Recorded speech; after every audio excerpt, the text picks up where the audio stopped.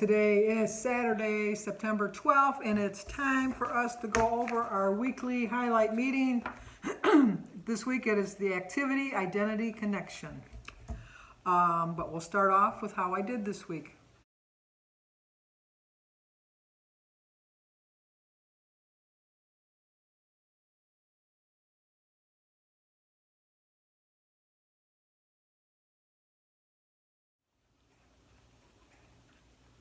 As you can see, I was shocked. I cannot believe it. I really can't. I lost 0.2, so I weighed this morning at 210.2, so I have a 94 pound loss. If you watched my daily vlog, you knew that it was my birthday on Monday. And so I led up to my birthday on Monday by going cray-cray on Saturday, and then even crazier on Sunday, and then whoa, look out on my birthday. I ate all my favorite foods. I had baked beans, which are very sugar-laden in my family. I had cheesy potatoes, I had meatballs, I had ribs, I had my turtle cake, I had ice cream. I could go on and on. I just went crazy. And I don't weigh myself every day because I can't do that. It just throws me off. But I thought, I have to see the damage that I did. I just have to see the damage. And so I got on the scale on Tuesday morning. I weighed at the same time that I weigh on Saturday mornings. I usually weigh about 10 o'clock on Saturday mornings. So I thought, I'm going to weigh myself at 10 o'clock on Tuesday morning. And I gained 6.3 pounds. If that doesn't shock somebody back into reality, I don't know what will. And I just was, at that point, just determined that I was not going to have a huge gain this week. I was going to really buckle down and just hopefully, and all week I told you I was hoping for just a small gain of of 2 pounds, 3 pounds. I was hoping to lose 3 of the 6 pounds. I was just hoping. And so when I got on the scale, I got on it 3 times. I couldn't believe it. I'd get on it and I thought, oh, and I'd walk away and I'd come back and get on it and I'd walk away and get back on it. So as shocked as I was to see the gain last week, that's just how much shocked I was to see the loss this week, which proves the point that you never know what your body's going to do. I could have very easily just said, you know what, you gained 6 pounds. Why don't we wait till next Monday? What's it going to hurt? No, it was one day. I pride myself on the fact that even though, well, it wasn't one day, it was 3 days. But I pride myself on the fact that when I do decide to get determined, I can succeed. And so I need to do that more often. Because I'm so close. 6 pounds to 100. 10.3 pounds to Wonderland. I'm going to do it this year. I am going to do it. So stay with me. Stay with me and watch me do it together. Together we'll get there. But anyway, this week is the activity, identity, connection. No matter what hat we're wearing at any given moment, you could be a parent, a cook, a doer of all things. If you're a mother, you're a doer of all things as far as I'm concerned. Actually, if you're a woman, you're a doer of all. No offense to the men. No offense to the men out there at all. But if you think of all the responsibilities that the women have in a household, I think we do just about everything. Not everything, really close. So anyway, it's how we think about ourselves, and our ability impacts what we actually do. It even helps determine what we take on in the future. And physical activity is no different. I know we always say, I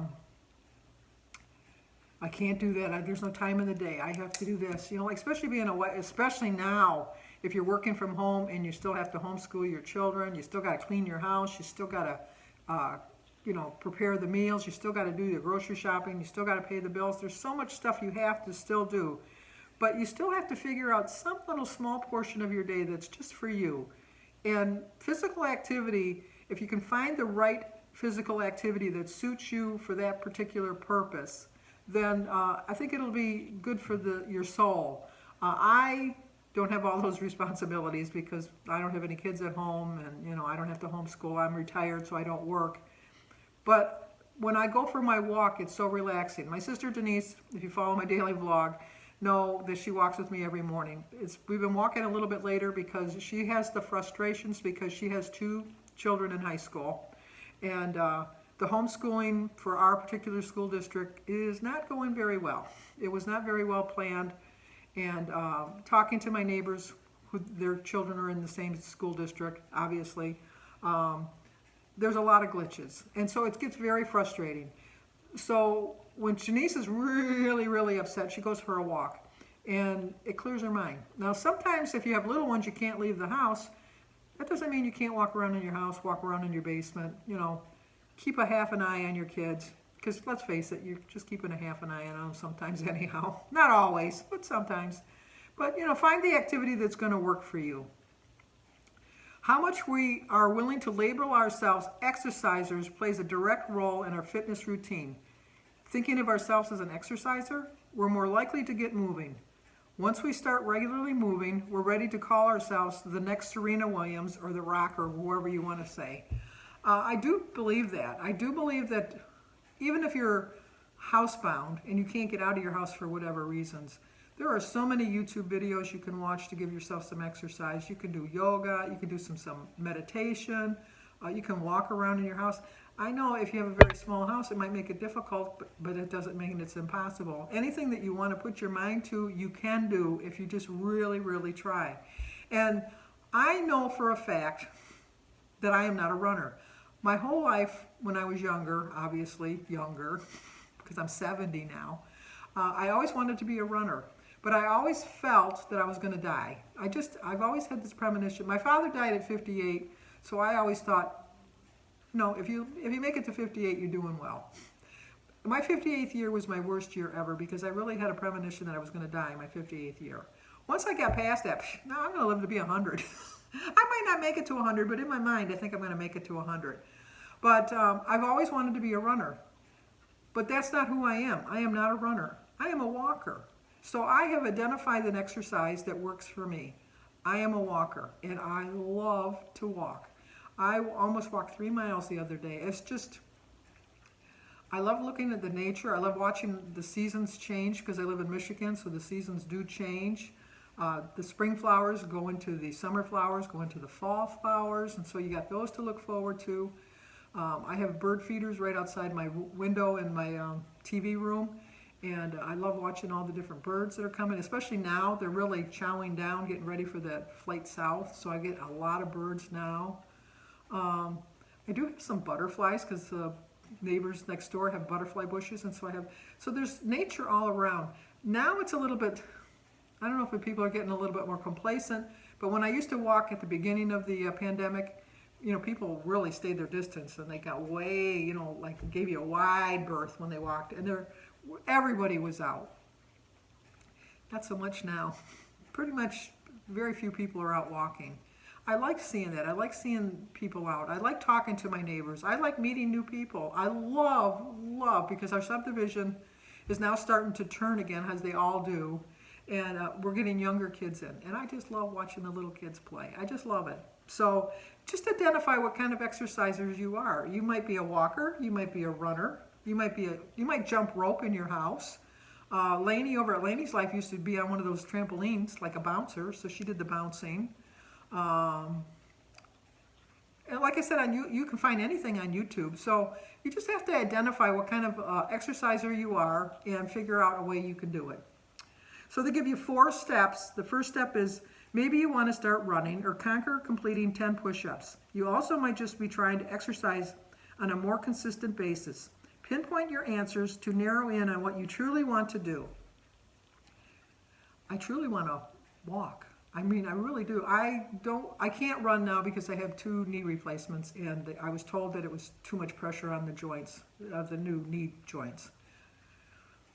But I've identified that I'm a walker. And in the winter, when it's icy and I can't get out, I walk down my basement. It's boring. I'm not going to say, you know, like, oh, I can't wait. I don't like walking on a treadmill. People have suggested I get a treadmill. I do not like that. No, I don't. I don't like a treadmill. I also don't like all of the walking videos, although I just recommended to you to look for a walking video. The Leslie Sansone and that, those to me are exercise. Occasionally, I will do the Richard Simmons workouts because they're fun. But But I identify as a walker, and so therefore in bad weather, down the basement I go, and I'm a walker. Number 2, no matter how small, think about those past times when you've been active. Running a full mile regularly might not quite be your thing, but you probably found yourself running to catch a train or flight before.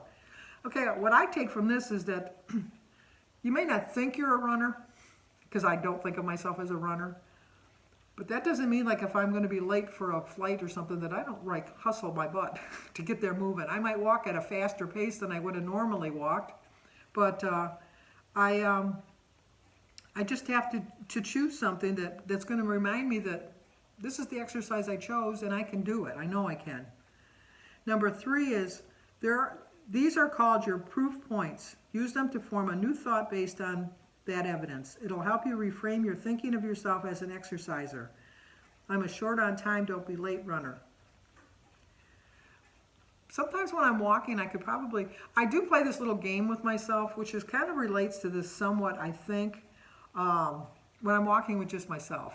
Even when I'm walking with Denise, I like background noise. So I always have my music playing, but very low so I can still carry on a conversation with her.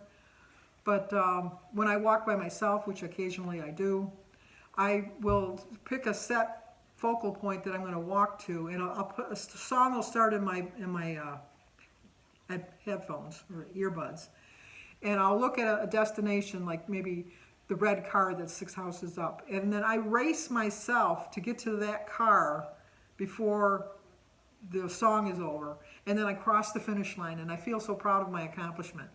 Nobody knew I was racing, but in my mind I was racing, and I know that I picked up my pace a little bit for that. So I think that's what they mean by that. And number 4, once you've identified that thought, repeat it to yourself at least once a day. Be sure to pay attention to any shifts over time and how you're thinking or what you're doing, and don't be afraid to try out another proof point if you need it.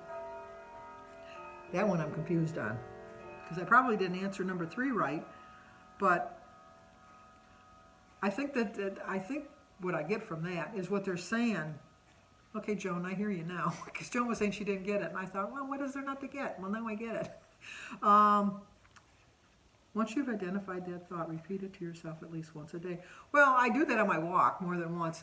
When I do finish my walk because Denise walks over to my house first, and then I walk to her house, and then that little bit walking home, which is like maybe 2/10 of a mile of that. She's 3 houses down in the next block. But I do little races, so maybe I just need to do that every day when I'm leaving her. Just remind myself, I did it yesterday. Let's see if I can because I got my Apple Watch now. I can see how many minutes. It didn't even really take a minute. Well, maybe it takes a full minute to walk that. See if I can improve on my time each day. There, I figured it out. I don't know if it's right, but that's the way I figured it out.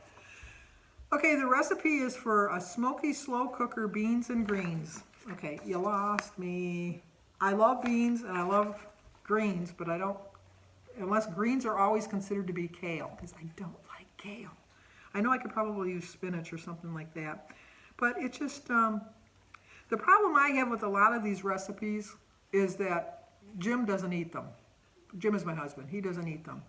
And so I have to make something that I think is going to freeze pretty well. And I'm not too sure that the beans are going to freeze that well.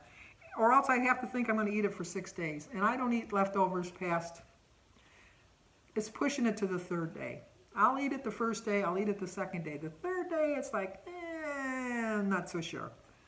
So it's kind of hard for me to prepare anything like that. But this just looks like too much work for just a little side dish, as far as I'm concerned. But if you try it, let me know if you like it. So anyway, 210.2, can't believe it, 94 pounds lost total, and